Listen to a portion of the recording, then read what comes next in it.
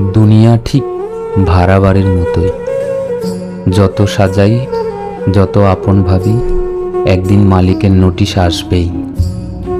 যেদিন সে বলবে সব ছেড়ে ফেলে যেতে হবে, আমাদের অর্জন, সুখ, দুঃখ, ভালোবাসা সব একসময় এখানেই রেখে যেতে হবে।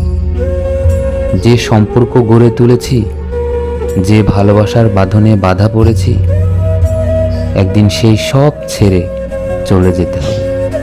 এত মায়া, মমতা, এত আকাঙ্ক্ষা সবই একসময় শেষ। আসলে আমরা সবাই এই পৃথিবীর অস্থায়ী ভাড়াটিয়া। আল্লাহ যেন সেই দিনটার জন্য আমাদের প্রস্তুত রাখার তৌফিক দেন। আমিন।